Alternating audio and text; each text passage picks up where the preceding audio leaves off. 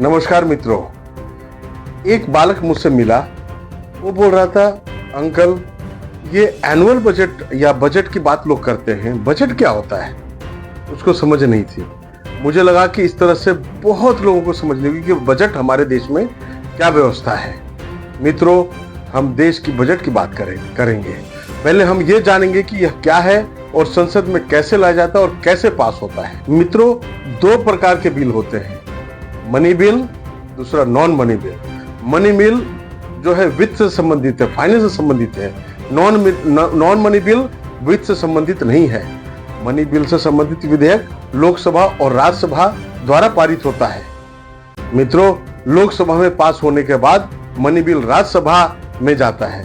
अगर वहां राज्यसभा पास नहीं भी करती है तो कोई फर्क नहीं पड़ता, उसे पास ही माना जाता है और राष्ट्रपति के सिग्नेचर के बाद अधिनियम बन जाता है।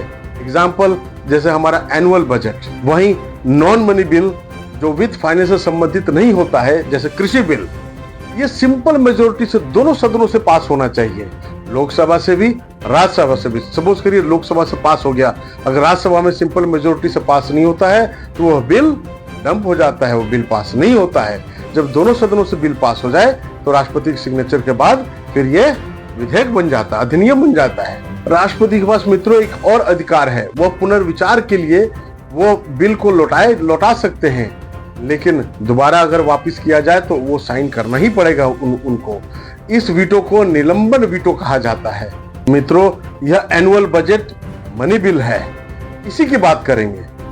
अच्छा, हमारे जो एनुअल बजट है, बेसिकली देखा जाए जो बजट होता है, दो प्रकार के होते हैं, फिस्कल डेफिसिट बजट या सरप्लस बजट।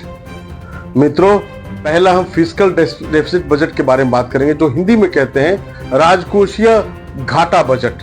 इस बजट में सरकार का व्यय उसके राजस्व से अधिक होता है, यानी expenditure is more than earning.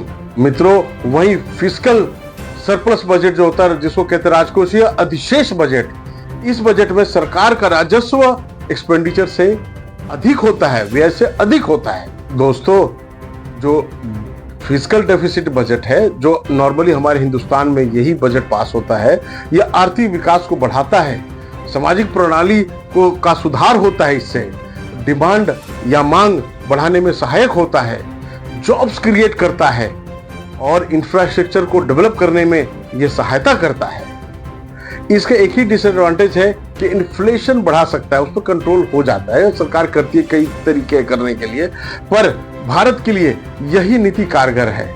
यहाँ सरकार सार्वजनिक व्यय और सार्वजनिक उधार के साधन का उपयोग करती है।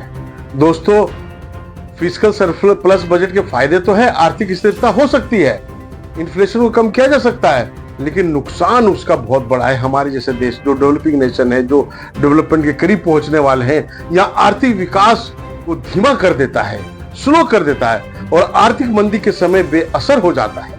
अतः साथियों, भारत में फिस्कल डेफिसिट बजट ही कारगर है, सुटेबल है, क्योंकि हमारे यहाँ आर्थिक विकास की जरूरत है, क्योंकि यहाँ इंफ्रास्ट्रक्चर जो बुनियादी ढांचा है वो हमें चाहिए, विकास चाहिए, क्योंकि सामाजिक कल्याण के कार्य में बढ़ोतरी चाहिए। इसलिए हमारे पास फिस्कल डेफिसिट बजट के अलावा और कोई चारा नहीं दिखता है, और ये वाकई अच्छा भी है। हमें ऋण लेने की योजनाएं बनाता है, फिर उसके ऊपर क्रियान्वित हम करते हैं, कैसे हम उसको चुका सके और कैसे हम देश को आगे बढ़ा सके। ये विकास के लिए बहुत अच्छा होता है। वहीं मित्रों, सरप्लस बजट जो है आर्थिक विकास को धीमा करता है। मित्रों, दिल्ली सरकार ने 2023-24 में दिल्ली का जो बजट पास किया था, वो फिस्कल सरप्लस बजट पास किया था। यह संकेत सकारात्मक भले लगे, लेकिन आपको तो पता है दिल्ली की क्या हालत बदतर हो गई है, बद से बदतर। इसी तरह से मित्रों, बिहार में लालू जी के राज में सरप्लस बजट पास होता था, उसका क्या हाल होता था सबको पता है, क्या दुर्दशा रही थी। अरे, सरप्लस बजट कैसे हो सकता है जब इतने सारे काम पड़े हैं, सामाजिक काम बाकी है, हमारे आर्थिक विकास की इतनी चीजें करनी है, इतनी सामाजिक चुनौतियां बनी पड़ी है, और उसमें हम सरप्लस बजट दें। हमारे पास बहुत बजट है, अरे बजट है तो काम करें। अतः मित्रों, हमारे यहाँ फिस्कल डेफिसिट बजट ही कारगर है। मित्रों, अब हमें समझ में आ गया, आय और व्यय का या इनकम या एक्सपेंडिचर का प्रबंधन ही बजट है।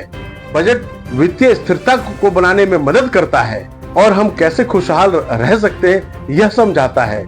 तो मित्रों, खुश रहें, मस्त रहें, प्रसन्न रहें, स्वस्थ रहें। तब तक के लिए नमस्कार।